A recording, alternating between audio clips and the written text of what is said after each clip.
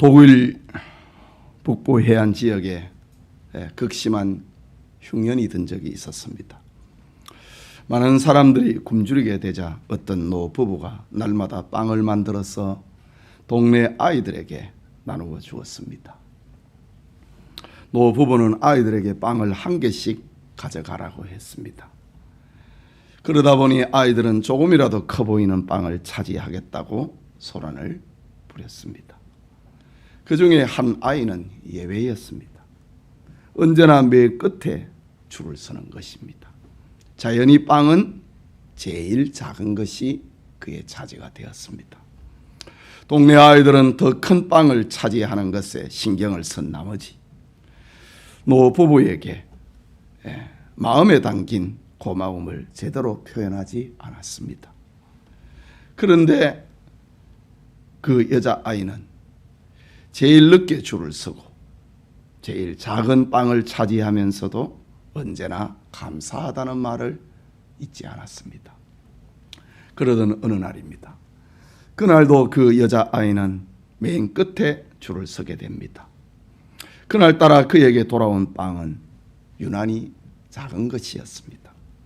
그럼에도 그 아이는 노 부부에게 빵을 주셔서 감사합니다 라는 마음에서 나오는 감사의 말을 전하고 집으로 돌아옵니다. 아이는 집에서 빵을 먹다가 깜짝 놀랐습니다. 빵 속에 금화 한 입이 들어있었기 때문입니다. 그리고 메모지에 이것은 너처럼 작은 것에 잊지 않고 감사하는 사람을 위해 우리가 마련한 선물이다 라는 글이 적혀 있었습니다. 감사하는 자에게 더 좋은 것을 주고 싶어 하는 것이 사람의 마음입니다. 하나님의 마음은 이야기 속에 나오는 노부부 그 이상인 것이지요. 여러분, 우리가 감사를 생각을 할 때에 성경의 절기들을 생각나게 됩니다. 그런데 모든 절기는 1년에 한 번씩인데 감사절만 2번 있습니다. 연말에 수장절, 곧 추수절이고 연중에 맥추절입니다.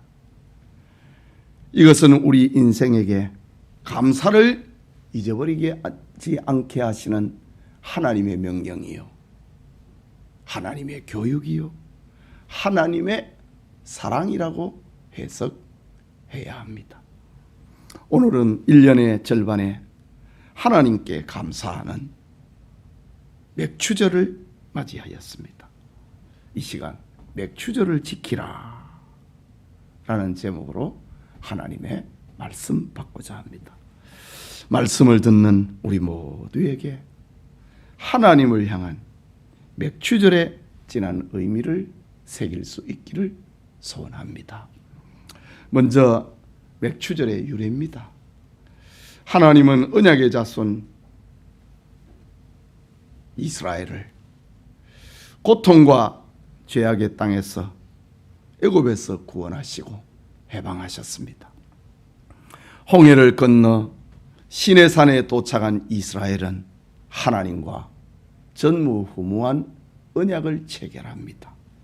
출애굽기 19장 5절과 6절에 보면 세계가 다 내게 속하였나니 너희가 내 말을 잘 듣고 내 언약을 지키면 너희는 모든 민족 중에서 내 소유가 되겠고 너희가 내게 대하여 제사장 나라가 되며 거룩한 백성이 되리라 라는 언약을 체결합니다. 이것을 가리켜 시내산 언약이다 라고 합니다. 계속해서 하나님은 이스라엘 백성들에게 그 언약의 내용에 담긴 하나님을 섬기는 방법에 대해서 구체적으로 계시해 주십니다. 그 중에 1년에 3번은 처음과 중간과 마지막에는 곧 유월절과 맥추절과 수장절에는 가장 크게 예배드리는 날로 정해 주셨습니다. 이것을 가리켜 이스라엘의 3대 명절이다. 오늘 읽은 14절에서 17절은 이스라엘의 3대 명절을 담고 있는 말씀입니다.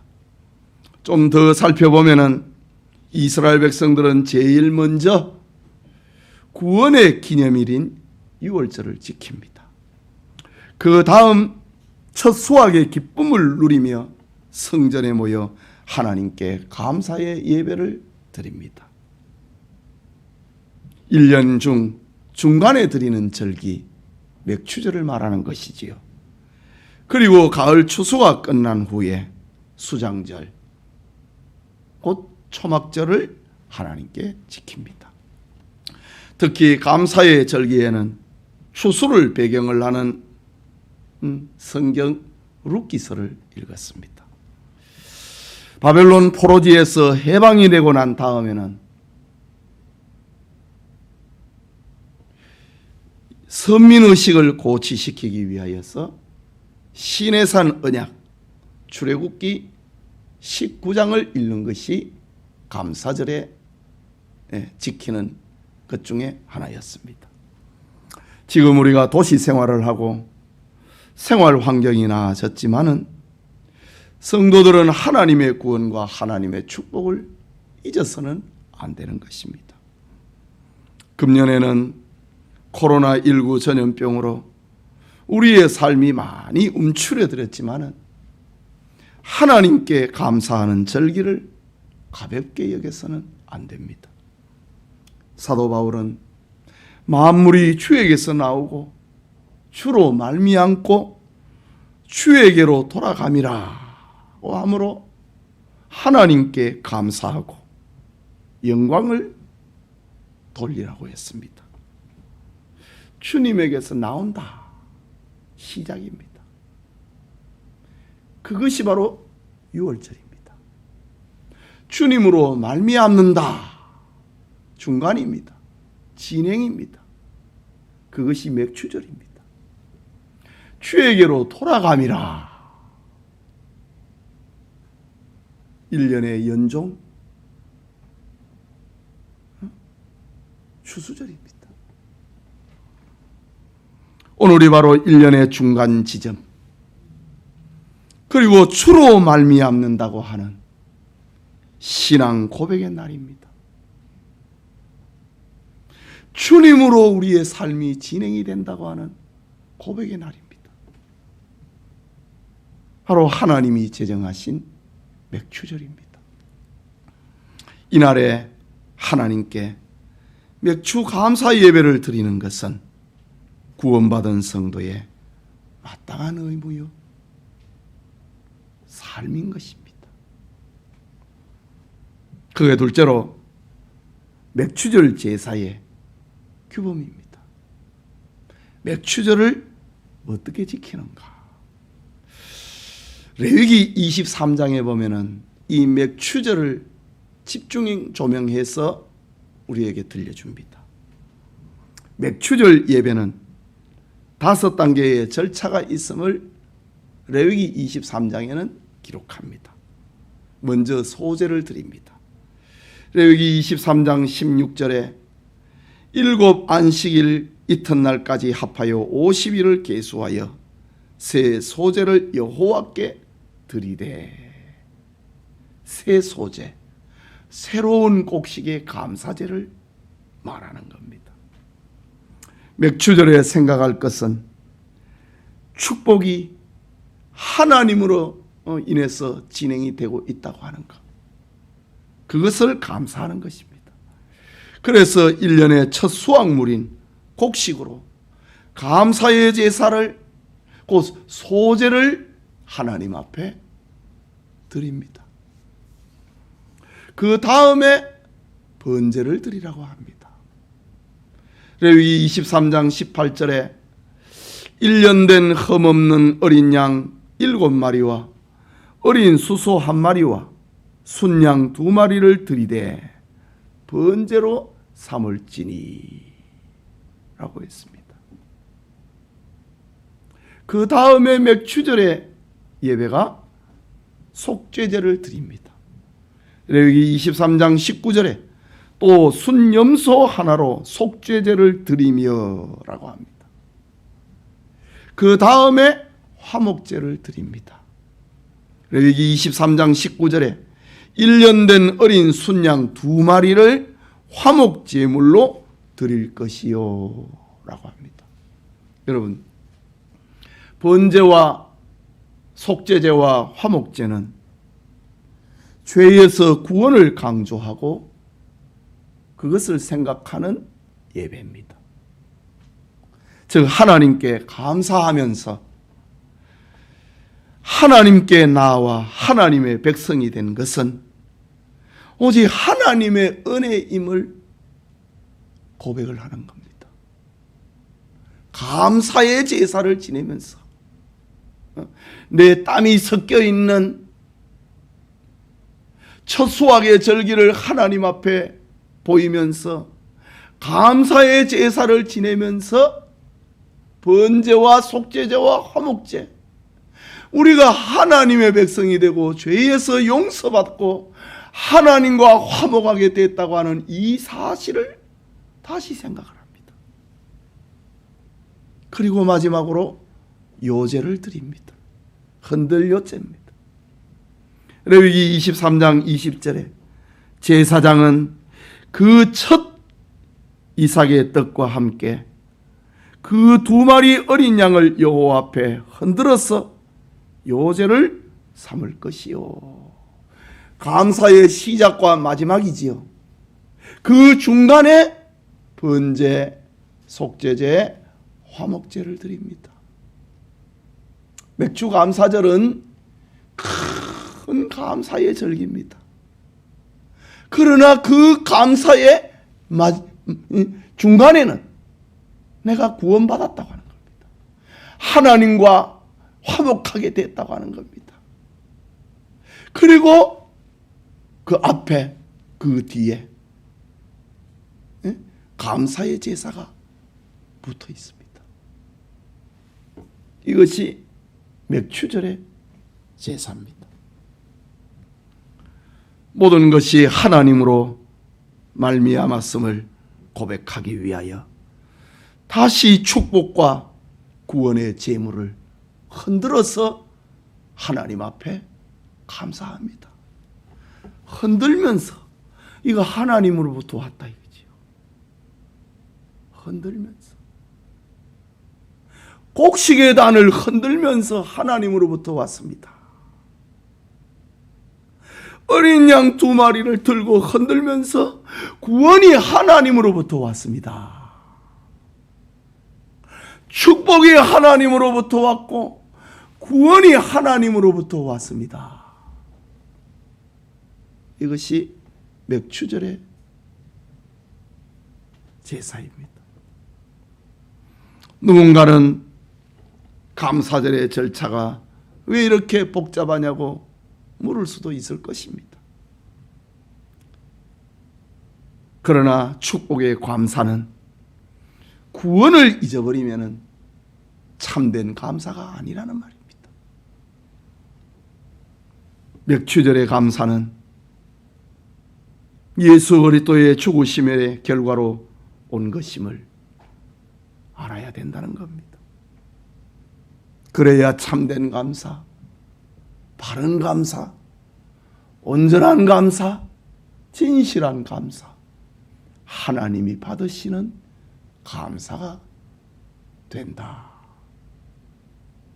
사실입니다. 구원을 잊어버리면 감사는 저 가인의 감사처럼 돼버리고 맙니다. 깨닫는 은혜가 있기를 소원합니다. 세 번째로, 그러면 이 맥추절을 지키는 방법. 앞서 말씀드린 것처럼 감사의 절기라고 제 멋대로 지켜서는 안 됩니다. 맥추절을 지키는 방법을 성경에는 6가지로 제시합니다. 첫째로 맥추절은 하나님께서 자신의 이름을 두시려고 택한 곳 성전에서 드리는 공식 행사여야 됩니다.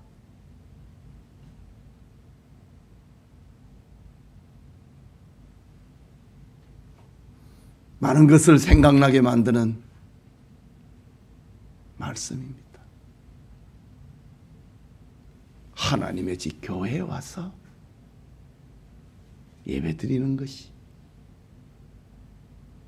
맥추절의 감사입니다.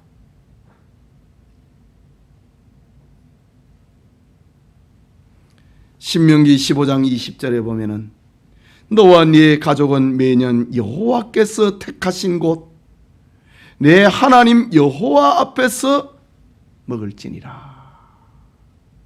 감사를 하나님 앞에서 누리라는 겁니다.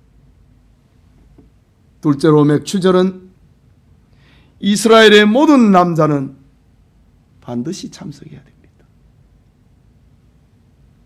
출애굽기 23장 17절에 내 모든 남자는 매년 3번씩 주 여호와께 보일지니라. 내가 살아있다고, 내가 하나님의 은혜로 살고 있다고, 하나님이 주신 은혜의 양식을 먹고 금년에도 이렇게 절반을 살았다고 하나님 앞에 얼굴을 보이고 절기를 지키는 겁니다. 세 번째, 맥추절의 예물은 즐거운 마음으로 정성과 힘껏 드리는 감사의 예물이어야 됩니다. 신명기 16장 17절에 각 사람이 내 하나님 여호와께서 주신 복을 따라 그 힘대로 드릴지니라. 맥추절의 감사절에 힘껏 하나님 앞에 감사해라 라고 합니다. 네 번째로 맥추절은 이웃을 사랑하고 봉사하는 절기입니다.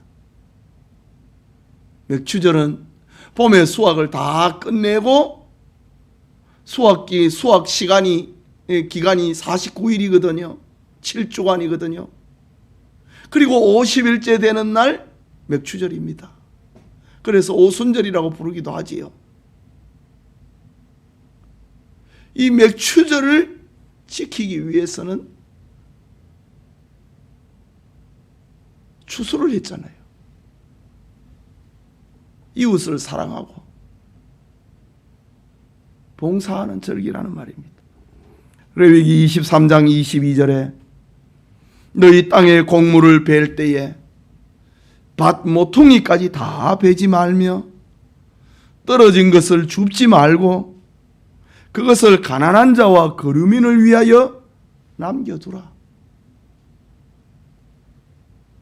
수확하면서 가난한 자와 과부와 나그네에 먹을 것을 남겨놓으라고 하는 사람과 섬김의 절기입니다.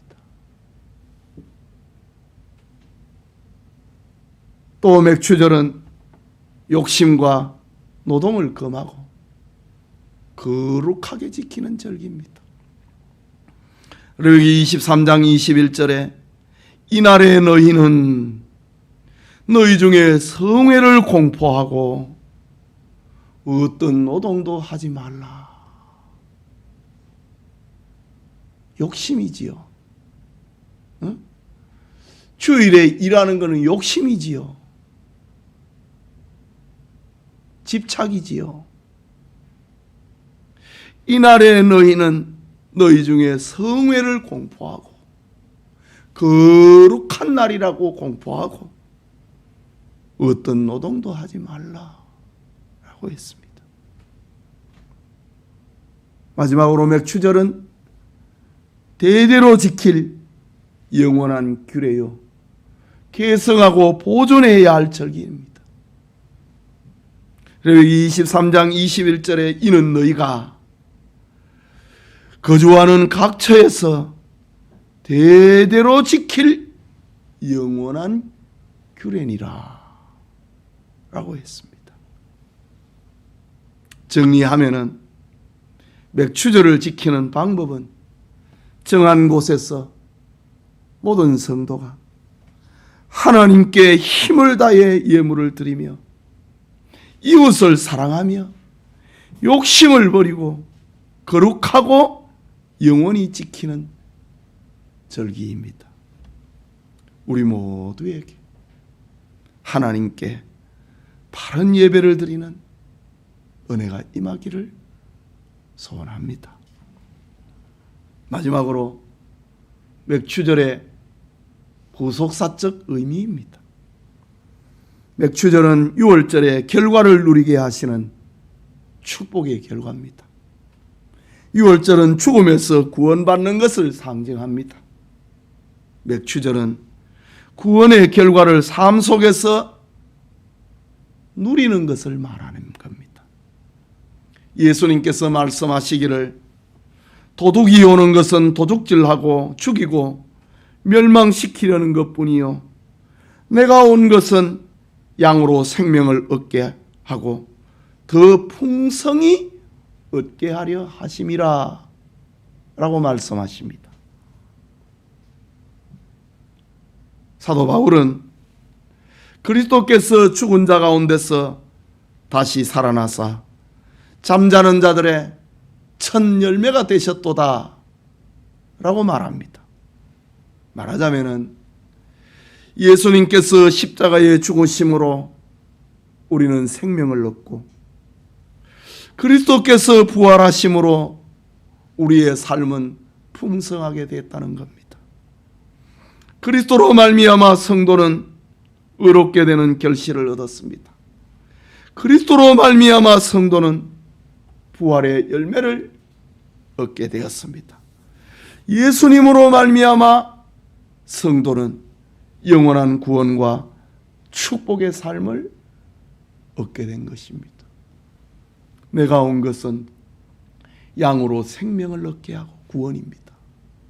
더 풍성히 얻게 하려 함이라 구원의 결과를 누리게 하기 위해서.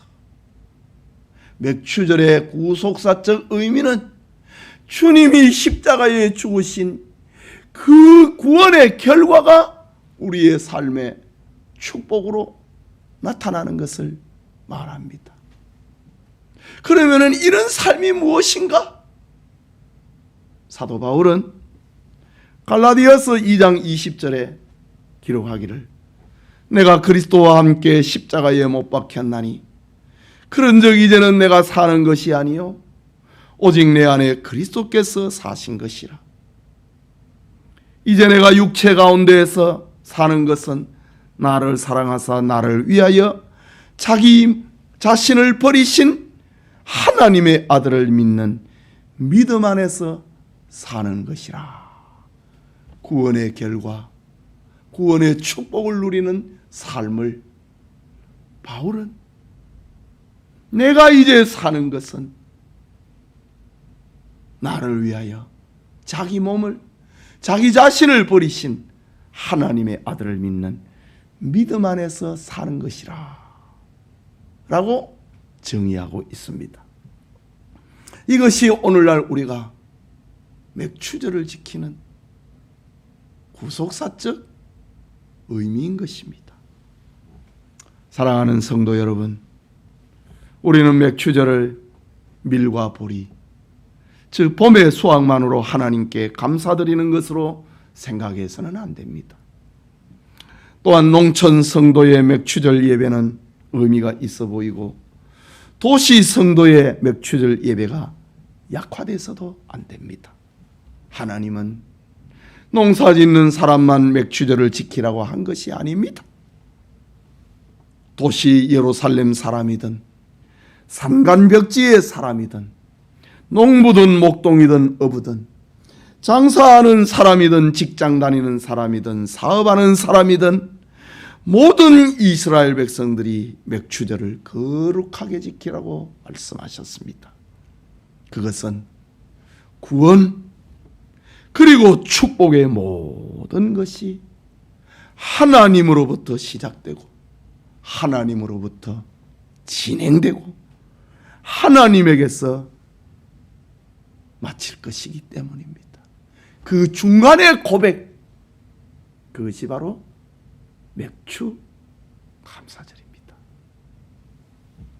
영국 속담에 강을 건너면은 하나님은 잊혀진다 라는 말이 있습니다.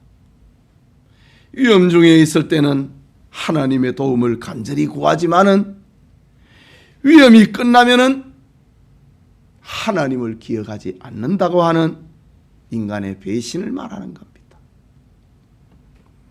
로마인 이야기 가운데 기중의 사모스 섬에 만드라 블로스라고 하는 사람이 주노라고 하는 유명한 사람의 후원을 받고 금광을 발견하는 이야기가 나옵니다. 만드라 블로스는 주노에게 너무 감사했어. 내가 금으로 만든 순양을 바치겠다 라고 맹세합니다. 금으로 양을 만들면 그 얼마나 가치가 있고 무게가 있는 것입니까? 그러니까 처음에 너무 감사하니까 그의 후원과 지도로 금광을 발견했으니 내가 금으로 양 한 마리를 만들어 가지고 나에게 은혜를 베풀어 준 주노에게 보답하겠노라고 맹세합니다. 그런데 얼마간의 시간이 지나자 마음속에 금이 은으로 바뀌어버립니다.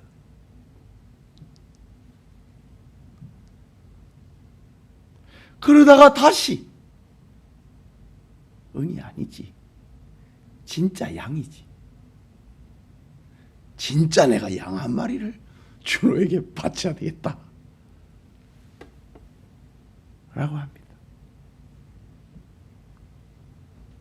결국에는 그것도 아까워가지고 아무것도 바치지 않고 입을 닦아버리는 그런 만드라 블로스의 이야기가 있습니다. 은혜를 잊어버린 서글픈 사회 풍조를 고발하고 있는 이야기입니다. 우리는 하나님 앞에서 강을 건너면은 하나님은 잊혀진다는 속담이나 은혜를 잊어버린 만드라 블로스처럼 돼서는 안 됩니다. 이런 사람이 되지 않게 하시려고 하나님께서는 중간 점검하십니다. 그것이 맥주 감사절입니다. 맥주절은 구속의 은혜에 대한 감사를 뿌리를 가지고 있습니다. 거기에 일용할 양식을 주신 하나님을 향한 감사가 앞뒤로 붙어 있는 것입니다. 불신자들은 축복의 열매로 자기 만족을 위하여 살아갑니다. 그러나 하나님의 자녀들은 모든 것이 하나님으로부터 온 것임을 알고 기쁨과 감사의 예물을 안고 하나님 앞에 나와 예배를 드리는 것입니다. 자기 삶에 새겨진 노동과 축복의 열매로 하나님께 영광을 올려드리는 것이 맥주절입니다. 하나님이 허락하신 2020년 맥주절에 감사로 하나님께 나아오고 하나님께 영광을 돌리는 복된 성도님들이 다 되시길 소원합니다. 우리 같이 기도합시다. 하나님의 말씀을 받았습니다. 하나님께서는 우리로 하여금 감사를 잊어버리지 않게 하려고, 감사하는 인생이 되게 하려고, 우리의 연약성을 하나님은 잘 알고 계시기 때문에 1년의 중간에 하나님으로부터 왔고, 너 지금 하나님의 은혜로 살고 있지? 중간 점검입니다. 중간 신앙 고백입니다. 이런 어떤 목적을 가지고 하나님께서는 맥추절을 지키라 라고 하셨습니다. 우리에게 감사가 말라버리고, 감사를 잊어버리고, 감사를 축소시켜버리는 이런 인생을 살면 안 됩니다. 강을 건너면은 하나님은 잊혀진다. 이런 인생에서 우리가 벗어나야 됩니다. 만드라 블러스처럼 금으로 된 순양, 은으로 된 순양, 아니 실물 순양, 아니 그것도 잊어버리는 하나님 앞에 우리가 이런 인생을 살면 안 됩니다. 그래서 하나님께서는 절기를 정해가지고 감사하라 라고 하고 있는 겁니다. 기도합시다.